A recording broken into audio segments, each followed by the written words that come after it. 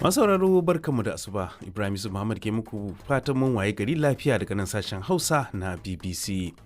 To a cikin shirin namu na karfe 6:30 agogon Najeriya da Nijar wato 5:30 kenan agogon GMT da Ghana, za ku ji cewa ma'aikatar shari'a ta Amurka ta shigar da karar da ke neman kotu ta saki kundin bayanan shaidu da aka gabatar a shari'ar Jeffrey Epstein. Amurka ta ce Isra'ila da Siriya sun amince da tsagaita wuta kwanaki bayan Isra'ila ta yi lugudan wuta a birnin Damascus.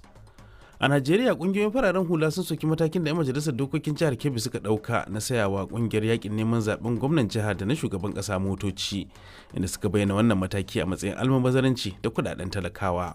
Akalla wannan mota din an saye ta miliyan 6 ko miliyan 7. Naira miliyan 2 zai iya ba wani gari wanda ke fama da matsalar ruwa a dutsen mu zaɓe. Idan kuma aka ɗauki miliyan 6 aka samu asibiti ƙanana, akalla za a kai maganin miliyan 1 a kai.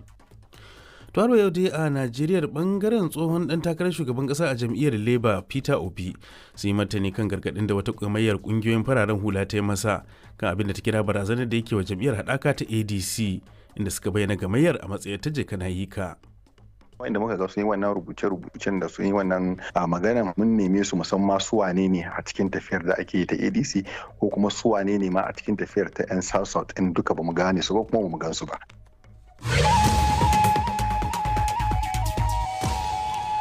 To kuma a filinmu na gani hanya muna dauke da hirar da aka yi da diyar marigayi tsohon shugaban Najeriya Muhammadu Buhari, amma kafin nan sai na fara karanto labaran duniya.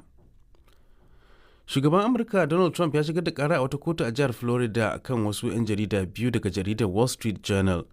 Yana zargin su ne da cin mutuncinsa bayan wallafa wani rahoto da ke nuna cewa Mr. Trump ya taba aika wata wasiƙa ga mutumin nan da ake tuhuma da laifin lalata da ƙananan yara wato Jeffrey Epstein.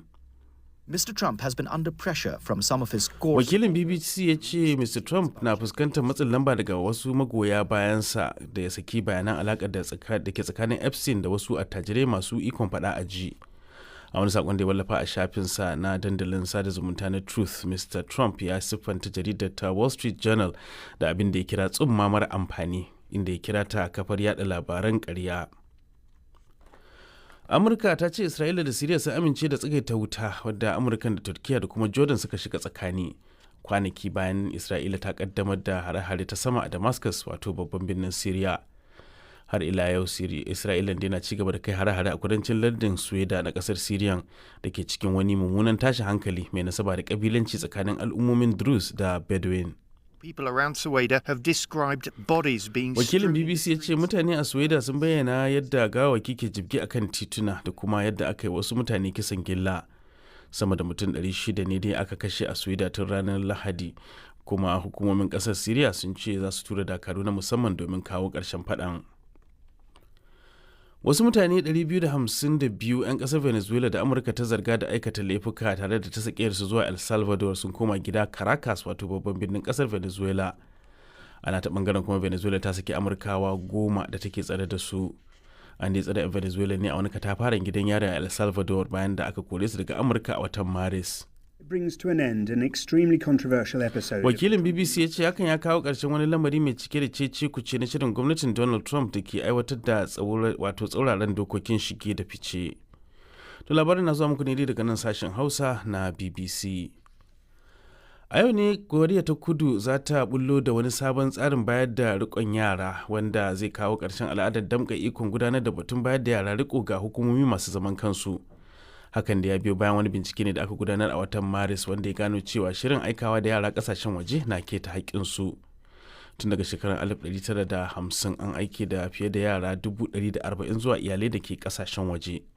Sabon tsarin da zai baiwa gwamnatocin jihohi da na ƙananan hukumomi ikon gudanar da ayyukan bayar da yara riko a nan gaba.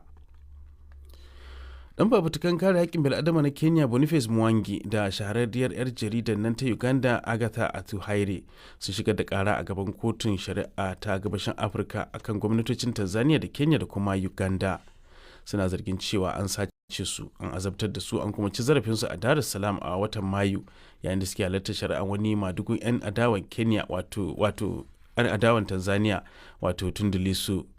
Suna zargin Tanzania ne da kitsa wannan cin zarafi, sannan kuma da Kenya da Uganda suka gaza ba su kariya. bayan wahalar da suka sha. Waɗanda suka sace sun jefar da mutanen ne biyu a wani yanki da ke kan iyakar ƙasar Tanzania. To ƙarshen labaran duniyar kenan daga nan sashen Hausa na BBC.